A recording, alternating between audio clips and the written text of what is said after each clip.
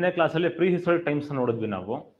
ಆ pre history ನೋಡ್ಬೇಕಾದ್ರೆ ನಿಮ್ಗೆ ಹೇಳಿದ್ದೆ, ಪ್ರೀ ಹಿಸ್ಟ್ರಿ 2 ಪಾರ್ಟ್ ಆಗಿ ನೋಡ್ಕೊಳ್ತೀವಿ ನಾವು. ಒಂದು ಸ್ಟೋನ್ ಏಜ್ ಅಂತ ಹೇಳಿ, ಇನ್ನೊಂದು ಮೆಟಲ್ ಏಜ್ ಅಂತ ಹೇಳಿ ಅಲ್ವಾ. ಸ್ಟೋನ್ ಏಜ್ ನೋಡ್ಕೊಂಡ್ವಿ ನಾವು.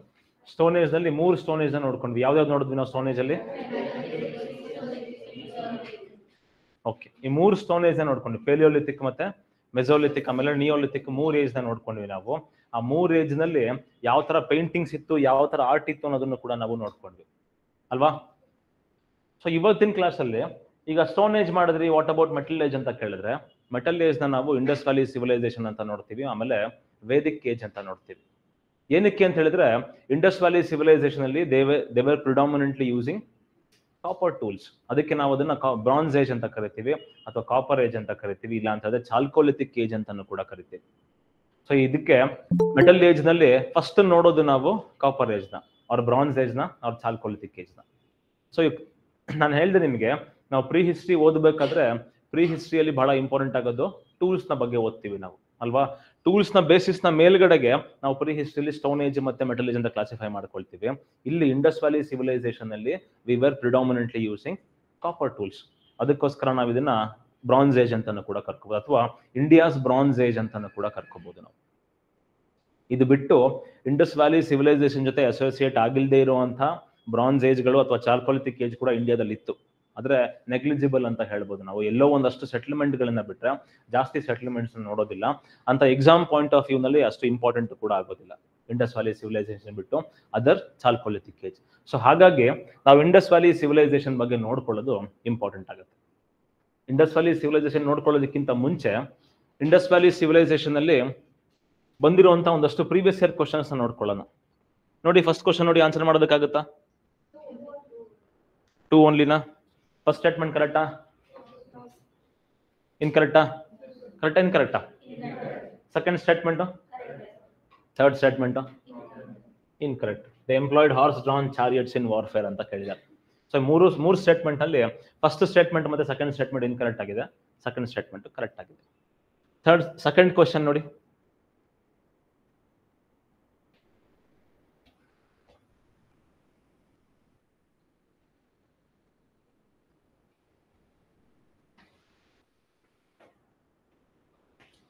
First statement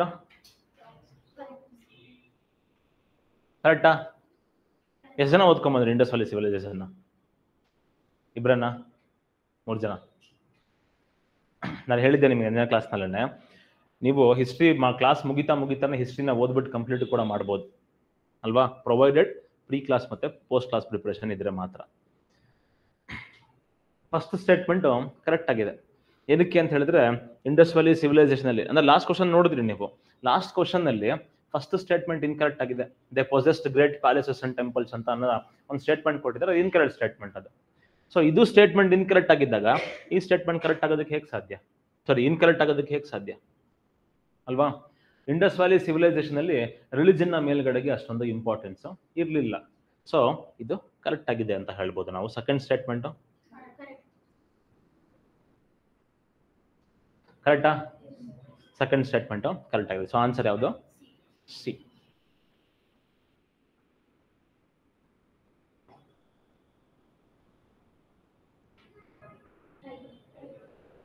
tiger? Rhinoceros? Cow ಅಲ್ವಾ? ಕವ್ ಬದಲು ಯಾವ್ದಿತ್ತು? ಬುಲ್ ಇತ್ತು ಅಲ್ವಾ? ಸೊ ಸೀಲ್ಸ್ ನಲ್ಲಿ we don't see the representation of cow, we see the representation of bull. So bull ನ ಯೂಸ್ ಮಾಡ್ಕೊಳ್ತಿದ್ದು ನೋಡ್ತೀವಿ ನಾವು. ಸೊ ಥರ್ಡ್ ಸ್ಟೇಟ್ಮೆಂಟ್ ಅಲ್ಲಿ ಥರ್ಡ್ ಕ್ವಶನ್ ಅಲ್ಲಿ ಕರೆಕ್ಟ್ ಆಪ್ಷನ್ ಕವ್ ಅಂತ ಹೇಳ್ಬೋದು. ಸೀಲ್ಸ್ ನಲ್ಲಿ ಎಲಿಫೆಂಟ್ ನ ರೆಪ್ರೆಸೆಂಟ್ ಮಾಡಿರೋದು ನೋಡ್ತೀವಿ, ರೈನೋಸರಸ್ ನೋಡ್ತೀವಿ, ಟೈಗರ್ ನೋಡ್ತೀವಿ, ಕ್ಯಾಮಲ್ ನ ನೋಡ್ತೀವಿ ನಾವು, ಕೆಲವು ಕಡೆಗೆ ಯೂನಿಕಾರ್ನ್ ನ ನೋಡ್ತೀವಿ, ಆದ್ರೆ ಕವ್ ಬುಲ್ ನ ನೋಡ್ತೀವಿ, ಲಯನ್ ನ ನೋಡ್ತೀವಿ, ಆದ್ರೆ ಎಲ್ಲೂ ಕೂಡ ಕೌನ ನಾವು ನೋಡೋದಿಲ್ಲ ಹರಪ್ಪನ್ ಸೀಲ್ಸ್ ನ ಮೇಲ್ಗಡೆಗೆ. ಅಂದ್ರೆ ಈ ಕ್ವಶನ್ಸ್ ನೋಡಿದಾಗ ಏನ್ ಅರ್ಥ ಆಗುತ್ತೆ ನಮ್ಗೆ ಅಂತ ಹೇಳಿದ್ರೆ, UPSC ಅಲ್ಲಿ ಅದು UPSC ಆಗಿರ್ಬೋದು ಇಲ್ಲ KPSC ಆಗಿರ್ಬೋದು, ಯಾವ್ದ್ರ ಮೇಲೆ ಜಾಸ್ತಿ ಫೋಕಸ್ ಮಾಡ್ತಿದ್ದಾರೆ, ಅವ್ರು ಯಾವ ತರ ಬದುಕಿದ್ರು ಅಂತ ನೋಡೋದಕ್ಕೋಸ್ಕರ ಅವ್ರು ಯಾವ ತರ what was their way of life ಅಂತ ತಿಳ್ಕೊಳ್ಳೋದು ಬಹಳ ಇಂಪಾರ್ಟೆಂಟ್ ಆಗುತ್ತೆ. ಅವ್ರು ಏನ್ ಮಾಡ್ತಾ ಇದ್ರು, ಯಾವ ತರ how they used to spend their time ಅಂತ ತಿಳ್ಕೊಳ್ಳೋದು ಬಹಳ ಇಂಪಾರ್ಟೆಂಟ್ ಆಗುತ್ತೆ. ಸೊ ಇಂಡಸ್ ವ್ಯಾಲಿ ಸಿವಿಲೈಸೇಷನ್ ಅನ್ನ ನಾವು ಯಾವ ಪಾಯಿಂಟ್ ಆಫ್ ವ್ಯೂ ನಲ್ಲಿ ನೋಡ್ಕೊಳ್ತೀವಿ, ಅವರ ವೇ ಆಫ್ ಲೈಫ್ ನ ಪಾಯಿಂಟ್ ಆಫ್ ವ್ಯೂ ನಲ್ಲಿ ನೋಡ್ಕೊಳ್ಳೋದಕ್ಕೆ ಸ್ಟಾರ್ಟ್ ಮಾಡ್ಕೊಳ್ಳೋಣ. ಅದ್ರ ಜೊತೆಗೆ ಒಂದಷ್ಟು ಮೇನ್ಸ್ ಕ್ವಶನ್ಸ್ ಕೂಡ ನೋಡ್ಬೋದು ನಾವು.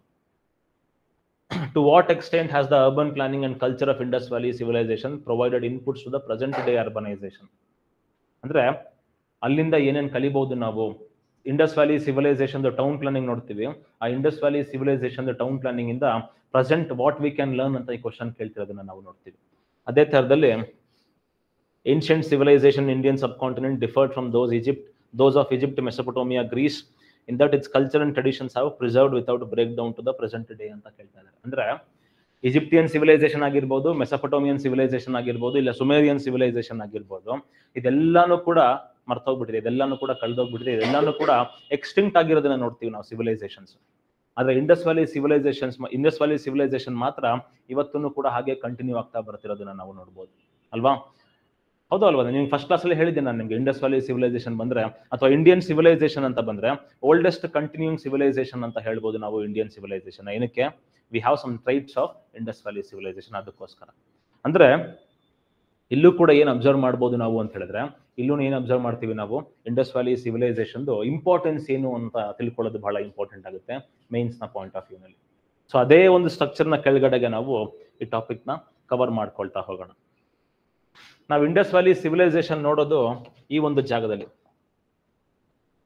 ಈ ಒಂದು ಟ್ರಯಾಂಗಲ್ ನೋಡ್ತೀವಿ. ಈ ಒಂದು ಟ್ರಯಾಂಗಲ್ ನಲ್ಲಿ ಇಂಡಸ್ ವ್ಯಾಲಿ ಸಿವಿಲೈಸೇಷನ್ ಅನ್ನ ನೋಡ್ತೀವಿ.